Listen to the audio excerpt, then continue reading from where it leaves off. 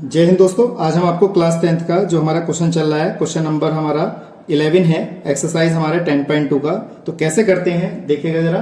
तो मैं आपको सबसे पहले किताब पे लेके चलता हूँ। किताब में हमारे पास जो क्वेश्चन दे रखा है उसको कैसे करते हैं, कैसे इसको दिया हुआ है उसके हिसाब से हम सॉल्व कराते हैं। ठीक है दोस्तों। तो कैसे है, हमारे पास क्वेश्चन नंबर 11 है, वो करिए। देखिए जरा, बहुत अच्छा क्वेश्चन है। सिद्ध कीजिए कि किसी वृत्त के परिग्रत समांतर चतुर्भुज समचतुर्भुज होता है। तो हमें ये चीज सिद्ध करके दिखानी है।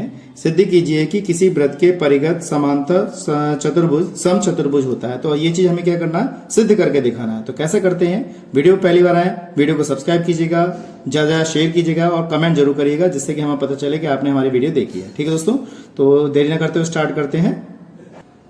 तो देखिए तो फ्रेंड्स, यहाँ पे हमारे पास क्वेश्चन दे रखा है। तो मैंने यहाँ पे इसका चित्र बना दिया है। तो यहाँ पे हमने ज्ञात में वही चीज लिखते हैं जो चीज हमें क्वेश्चन में दे रखी होती है। तो केंद्र O वाले वृत्त के परिगत खींचा गया समांतर चतुर्भुज ABCD, जिसकी भुजाएं वृत्त को क्रमशः P, Q, R और S बिंदु पर स्पर्श करती है। तो एक हमारे पास वृत्त है, तो P, Q, R, S हमारे पास परिगत जो है वो स्पर्श रेखाएं खींची गई हैं।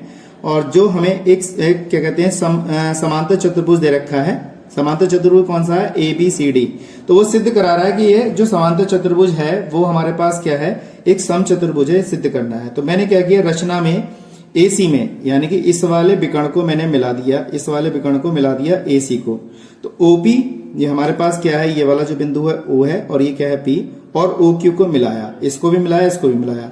इससे ये कंफर्मेशन हो जाएगा कि हमारे पास, आपको पता होना चाहिए कि जब कोई रेखा वृत्त पर स्पर्श करती है और वृत्त के केंद्र से उस पर जब लंब डाला जाता है तो अपने साथ क्या करती है, 90 डिग्री का कोण बनाता है। ठीक है दोस्तों, ये बात आपको पता होनी चाहिए अच्छी तरीके से। तो इसमें क्या करते हैं, इसको सॉल्व करते हैं उत्पत्ति। तो उत्पत्ति में हम क्या करेंगे देखिएगा जरा। तो यहाँ पे लिख देंगे, अगर बाह्य हमारे पास कोई बिंदु दे रखा है तो यहाँ लिखेंगे बाह्य बिंदु। अगर हमारे पास दे रखा है बाह्य बिंदु, ठीक है दोस्तों। तो बाह्य बिंदु हमारे पास दे रखा है से, लिखेंगे वृत्त पर, यहां लिखेंगे खींची गई दोनों स्पर्श रेखाएं। हमने दो जो स्पर्श रेखाएं खींची गई हैं, स्पर्श रेखाएं ऐसे लिखेंगे, रेखाएं लंबाई में, यहां लिख देंगे लंबाई में बराबर हैं। क्या है, बराबर हैं या बराबर होती हैं, ऐसे लिख दो, बराबर होती हैं। तो लिख देंगे, इसलिए AP बराबर क्या हो जाएगा, AS हो जाएगा। यहाँ लिख देंगे BP बराबर BQ हो जाएगा, और CQ बराबर हमारे पास CR हो जाएगा।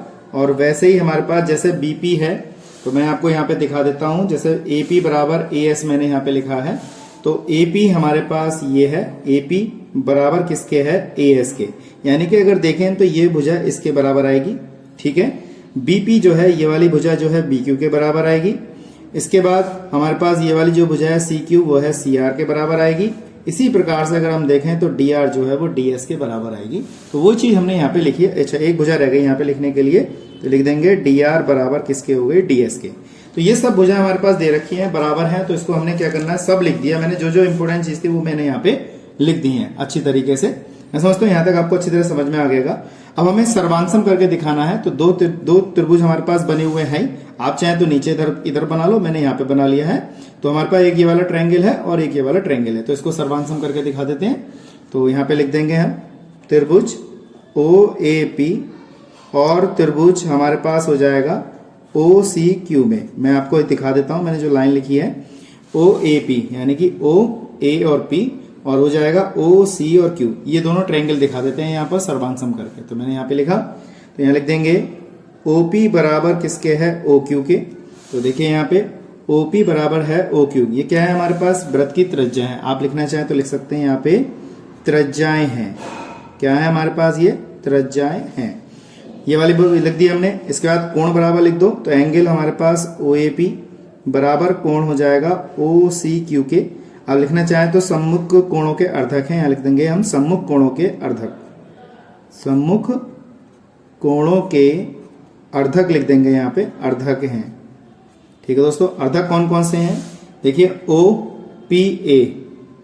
OAP सॉरी, ये वाला कोण जो है, इस कोण का क्या है, इस वाले कोण का अर्धक है। ऐसे ये वाला जो कोण है हमारे पास, इस पूरे कोण का क्या है, अर्धक है। तो आपस में कैसे हैं, बराबर है। तो वही चीज मैंने यहाँ पे लिख दी है, अर्धक है।